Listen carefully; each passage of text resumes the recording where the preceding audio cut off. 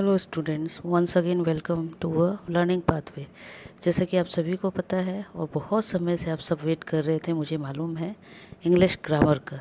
तो सबसे main and important topic जो लाइफ लॉन्ग आपको काम आने वाला है, उससे हम स्टार्ट करेंगे। और वो है आपके सामने टेंसेस। अब टेंसेस की जब बात होती है तो इजी वे में पहले हमें टेंसेस का पता होना चाहिए। टेंसेस मीन्स जनरली लोग बोलते टेंसेस टेंसेस टेंसेस, है ना। टेंसेस को हिंदी में समय और इंग्लिश में टाइम बोलते हैं। तो टेंसेस को ही टाइम बोला जाता है। यदि आपको टाइम समझ आता है तो टेंसेस समझ आ जाएंगे। टाइम मीन्स जो चल रहा है ना, समय। अब समय कौन सा हो सकता है, तो आपको भी पता है। आपने समय की बात करें तो समय आपने देखा है 3 टाइप्स का होता है। 3 टाइप्स की बात करें तो मेन 3 क्या हो जाएगा। एक तो आपका हो जाएगा वर्तमान, जिसको प्रेजेंट कहते हैं। एक हो जाएगा past and third one is future. तीसरा हो जाएगा फ्यूचर।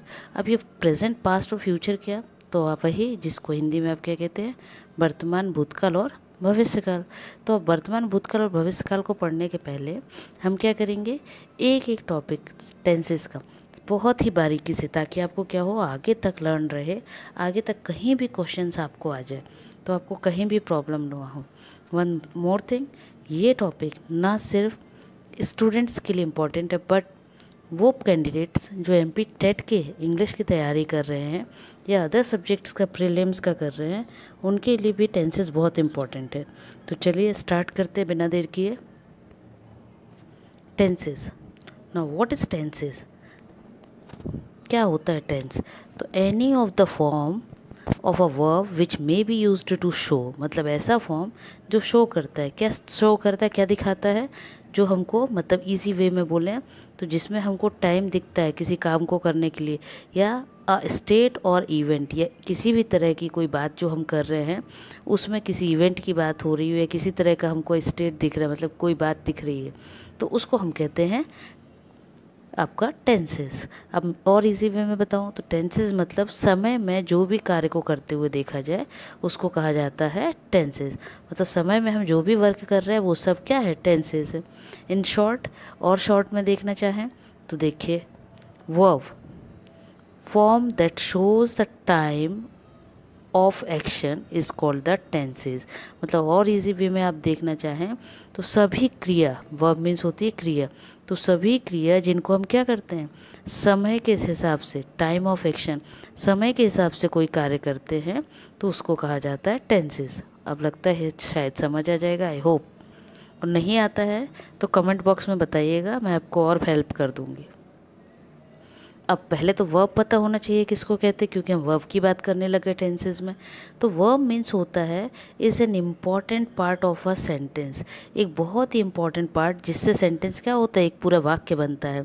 कैसे, जैसे अभी वर्ब की बात कर रहे हैं तो वर्ब मतलब होता है क्रिया। क्रिया क्या होती है, जितने भी तरह की चीज़ें हैं जिसको आप कर रहे हो, किसी भी तरह के एक्शन है जो करते हैं, वो सभी आपका क्या है, वर्ब है, क्रिया है। तो देखिए वही यहाँ पर मेंशन किया मैंने। A verb is a word or a group of words that expresses an action। अब वो क्या है, वर्ब ऐसा क्रिया है या ऐसा वर्ड है जिससे हमको क्या पता चलता है, कोई भी कार्य पता चलता है। अब वो कोई भी कार्य क्या हो सकता है, ईट, जैसे खाने की बात हो रही है, an event such as happen, ऐसा कोई इवेंट जो कुछ हुआ हो, मतलब जैसे कुछ भी हुआ हो। फॉर एग्जांपल किसी का एक्सीडेंट हुआ तो आप उसको बताएंगे तो वो एक तरह का एक्शन हुआ ना, तो वो जो हुआ उसको इवेंट में बोलते। या किसी के यहाँ की कोई शादी हुई या कुछ भी हुआ तो वो हैपन, मतलब किस तरह का हुआ, तो वो इवेंट में, शादियाँ वगैरह जो होती है वो इवेंट्स में आ जाती है। स्टेट, स्टेट मतलब किसी भी तरह का एक सेंटेंस जिसको हम बोल रहे हैं, ठीक है, जैसे अभी मैं बात कर रही थी, है ना। तो वही कोई भी सेंटेंस आप जो बोलेंगे वो सब क्या है आपका, वो सब वर्ब है। For example they play football, तो प्ले क्या हो गया आपका, वर्ब, क्योंकि ये क्या है, एक एक्शन है, करने का काम है, क्या कर रहा है, फुटबॉल खेल रहा है, ठीक है। कौन, वे, दे मीन्स वे। आई एम प्लेइंग, मैं क्या कर रही हूँ, खेल रही हूँ, क्लियर। तो ये तो हो गया आपका वर्ब। तो जब ये वर्ब की बात करेंगे, एक चीज़ और वर्ब में मैंने देखी मेंशन की हुई है, जब हम वर्ब की बात करेंगे तो वर्ब कैसे कैसे लिखा है, दे प्ले फुटबॉल, क्या है, प्ले, देखिएगा यहाँ, आई एम प्लेइंग, और यहाँ पे आई हैव प्लेड। तो ये जो आपको यहाँ पे डिफरेंसेस दिख रहे हैं, ये डिफरेंसेस को ही वो क्या बताना चाह रहे हैं कि एक ही जो आपका एक्शन होता है वो अलग अलग समय में जब आप करते हो तो समय के हिसाब से क्या होता है, इसमें सेंटेंस में बात करने में, बोलने में, लिखने में चेंज आ जाता है। इसी चेंज को हम कहते हैं टेंसेस। क्लियर? और इजी वे में देखिए आगे फिर मैंने मेंशन कर दिया है, tenses a form of a verb that allows you to express time. मतलब ऐसा वर्ब का फॉर्म जिसमें क्या करते हैं हम, टाइम दिखाते हैं, टाइम बताते हैं। देखिए टेंसेस को कितने पार्ट में देखा है, अभी मैंने जो बता रही थी 3 parts, present, past and future. Present मतलब वर्तमान, पास्ट मतलब भूतकाल एंड फ्यूचर मतलब आपका भविष्यकाल। तो जब हम इन 3 तरह के काल की बात करेंगे, टेंसेस की बात करेंगे, तो आप देखिएगा इसमें भी आपको एग्जाम्पल से क्लियर हो जाएगा। She writes every day. She writes मतलब वो, राइट्स एवरी डे मतलब, राइट्स मतलब होता है लिखना, एवरी डे मतलब होता है टाइम। तो शी एक क्या है, प्रोनाउन है। आपने पढ़ा होगा नाउन प्रोनाउन, वो भी मैं आगे कवर करूँगी, बट अभी आपको ईजीली वे में बता रही। जहाँ संज्ञा के स्थान पर कुछ आता है ना, तो नाउन के प्लेस पर जब वो जो वर्ड आते हैं उसको प्रोनाउन बोलते। तो शी आ गया प्रोनाउन आपका, राइट्स क्रिया है तो वर्ब हो गया, एवरी डे मतलब टाइम बता रहे हैं इसलिए क्या हो गया टाइम। और ये किस वे में है, क्योंकि इसमें सिर्फ आपका क्या आया है, एक सिंगल आपका एस या ई एस लग के वर्ब आया है, सब्जेक्ट है ना, यहाँ सब्जेक्ट आ गया, यहाँ वर्ब आ गया और यहाँ पे आपका ऑब्जेक्ट आ गया, बोलिए या टाइम आ गया। तो इससे क्या हो जाएगा, ये आपका सेंटेंस किस में हो गया, सिंपल प्रेजेंट टेंस। क्लियर? अब नेक्स्ट देखिए, she wrote last night. Again she आपका प्रोनाउन, रोट आपका वर्ब एंड लास्ट नाइट आपका समय हो गया। अब यहाँ पे रोट लिखा है, wrote means second form of the write. तो जब सेकंड फॉर्म की बात हो रही तो किस में चेंज हो गया, सिंपल पास्ट में। क्लियर? ऐसे ही नेक्स्ट देखिए, तो विल राइट लिखा है, इट मीन सिंपल फ्यूचर। तो मतलब समय कैसा होता है, 3 तरह का होता है। क्लियर? मेन 3 तरह का होता है, फिर उसको भी डिवाइड किया जाता है। जैसे प्रेजेंट टेंस की बात हो रही है तो प्रेजेंट टेंस को 4 पार्ट्स में, यही मैं आपको बता देती हूँ, प्रेजेंट टेंस को 4 पार्ट्स में डिवाइड किया गया। 4 पार्ट्स कौन कौन से हैं, तो ये आपका जो प्रेजेंट टेंस है इसको पार्ट में 4 पार्ट्स में डिवाइड है। नंबर 1 जो होता है जिसको आप सिंपल बोलते हैं। क्लियर? एक होता है सिंपल, सेकंड जो होता है वो आपका होता है कंटिन्यूअस, थर्ड होता है जो आपका होता है परफेक्ट, एंड फोर्थ जो होता है वो होता है परफेक्ट कंटिन्यूअस। क्लियर? तो ये क्या हो गया, आपके प्रेजेंट टेंस के 4 पार्ट्स हो गए। अब इन 4 पार्ट्स को हम क्या करेंगे, सिंगल सिंगल लेकर चलेंगे ताकि इजीली आपको समझ आ जाए। तो first one is present simple, जिसको इंडेफिनिट भी कहते हैं। प्रेजेंट सिंपल या इंडेफिनिट का इजी वे में पहले मैं आपको बता दूं, वो एक्शंस जिनको हम नॉर्मली क्या करते हैं, प्रेजेंट टाइम में, मतलब तुरंत जो समय है चल रहा है, जिस समय में एग्जैक्ट उसी समय पे जो बात होती है करते हैं, उसको बोलते हैं हम प्रेजेंट टेंस, सिंपल प्रेजेंट। अब इसको पहचानेंगे कैसे या करेंगे कैसे, तो इसको डिस्क्राइब इजी वे में मैंने यहाँ पे किया हुआ है कि कैसे आप डिस्क्राइब कर सकते हैं, पहचानेंगे। तो इसमें क्या होता है, हैबिचुअल एक्शन आता है। हैबिचुअल एक्शन मतलब जो हम करने की आदि है। फॉर एग्जांपल सुबह उठने के हम क्या हैं, हैबिट में हैं, डेली सुबह उठते हैं। कुछ की हैबिट होगी क्या, डेली लेट उठते हैं। तो ये जो लेट उठते हैं, सुबह उठते हैं, ये क्या है हमारा, ये हैबिचुअल एक्शन है। क्लियर? सिचुएशंस और एक्शन मतलब किसी भी तरह की कंडीशन जैसे कोई सामने आई तो उसके बारे में बोलेंगे, तो वो क्या हो गया आपका, प्रेजेंट सिंपल हो गया। Things that happen always on a fixed time. अब कैसे और होता सकता है, तो कोई भी थिंग जो कि एक हैपन मतलब जो होता है एक फिक्स टाइम पे होता है, तब भी उसको किस में आएगा, सिंपल प्रेजेंट में। जैसे आपको पता है सन क्या होता है, फिक्स टाइम पे निकलता है, कब, मॉर्निंग में, कभी इवनिंग में सन नहीं निकलता। तो इस तरह की कोई भी चीज़ है वो क्या होता है, आपका प्रेजेंट सिंपल में आएगा। Next is general statement. General statement क्या होता होगा, तो जनरल स्टेटमेंट मतलब जो हम नॉर्मली बोल चाल रहे हैं ना, तो ये जो हम बातचीत करते हैं जिसमें ये सेंटेंसेस यूज़ हो रहा है, इसको कहते हैं general statement. Next permanent situation. Permanent situation मतलब ऐसी सिचुएशन जो पता है कि वैसी की वैसी रहेगी। फॉर एग्जांपल अभी आपको बोला जाए कि चलिए आगरा चलते हैं, तो आगरा जहाँ पर है वहीं रहेगा। ये नहीं कि कल आप गए थे तो कहीं और था, आज आप जाएंगे तो चेंज हो जाएगा, नहीं, उसकी सिचुएशन क्या है, जहाँ कल था वहीं आज रहेगा। क्लियर? नाउ एग्जाम्पल देखिए, I get up early in the morning. देखिए अभी बताया था मैंने कि कोई सुबह उठता है तो वो हैबिचुअल है। Sun rises in the east fix है कि वहीं से निकलेगा, है ना, ईस्ट से ही निकलता है। Plant grows faster in rainy season, ये स्टेटमेंट है, क्या है कि प्लांट्स जो है कब रेनी सीजन में जल्दी से जल्दी ग्रो करते हैं। क्लियर। अब इसका स्ट्रक्चर बोल सकते हैं आप या फॉर्म्स बोल सकते हैं। क्या है इसका स्ट्रक्चर या forms? Subject plus the indefinite. Clear. या और इजी वे में देखिए, सब्जेक्ट प्लस वर्ब का first form plus SES plus object, short में ऑब्जेक्ट लिखा है मैंने। अब सब्जेक्ट की बात कर रहे हैं तो सब्जेक्ट मतलब जिसके बारे में बात होती हो। फॉर एग्जांपल जैसे स्कूल में जब भी बात होती तो पूरे बच्चों की बात होती है, तो बच्चे क्या हो गए? सब्जेक्ट हो गए। वर्ब की बात करें तो वर्ब क्या है? तो जो भी एक्शन हो रहा होगा, जो भी क्रिया हो रही वो वर्ब है। जब भी सिंपल प्रेजेंट की बात होती है तो उसमें इस क्रिया के साथ, वर्ब के साथ में S या ES लगता है। फॉर एग्जांपल देखना, आपको बता रही हूँ मैं, जैसे क्राई, ठीक, तो क्राई का क्या हो जाएगा? क्राइज हो जाएगा, है ना। फिर या फिर ट्राई देखो तो ट्राइज हो जाएगा। तो जो भी ये वर्ड है इसमें S या ES जब लग जाएगा तो वो आपका कहलाएगा सिंपल प्रेजेंट। क्लियर। और ऑब्जेक्ट मतलब जिसके बारे में, सब्जेक्ट के बारे में जो बताया जा रहा है उसको ऑब्जेक्ट बोलते हैं। तो इतना क्लियर है। सब्जेक्ट मतलब जिसके बारे में बात हो रही है, उस क्रिया की क्या क्रिया कर रहा है वो, और उस क्रिया के बारे में किस तरह का काम जो चल रहा है उसको ऑब्जेक्ट बोलते हैं। क्लियर। अब देखिए नेक्स्ट इसमें simple present tense, the first form of the verb is used. अब सिंपल प्रेजेंट टेंस में क्या होता है? First form of the verb, verb का फर्स्ट फॉर्म यूज़ होता है। अब वर्ब का फर्स्ट फॉर्म मतलब देखिए कैसे पता रहेगा कि वर्ब का फर्स्ट फॉर्म? तो जब भी आपने देखा होगा वर्ब क्या होते हैं, 3 टाइप्स के होते हैं, प्रेजेंट, ठीक है, past and past participle, past participle. Clear. तो प्रेजेंट में जैसे गो लिखा है तो यहाँ पे क्या हो जाएगा? वेंट हो जाएगा, तो यहाँ हो जाएगा गॉन। तो ये जो फर्स्ट पार्ट है इसको हमने V1 बोला है, मतलब वर्ब का फर्स्ट फॉर्म। क्लियर। जब सेकंड वर्ब बोलेंगे, second form of the verb मतलब ये, और थर्ड बोलेंगे तो पास्ट पार्टिसिपल। क्लियर। तो अभी हम जब फर्स्ट फॉर्म की बात कर रहे हैं तो फर्स्ट फॉर्म क्या है?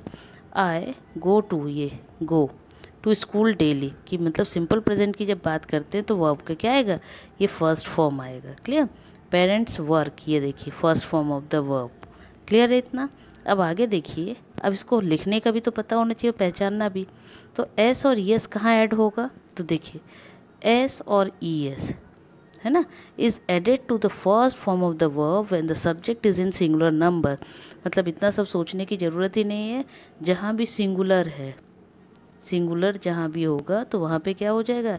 S या ES लग जाएगा। सिंगुलर मतलब एक पर्सन की बात हो रही, तो जहाँ भी एक की बात होगी वहाँ पे S या ES लग जाएगा। एग्जाम्पल देखिए, a cow Yeats grass, cow क्या है? एक की बात हो रही, तो देखिए यहाँ पे S लग गया।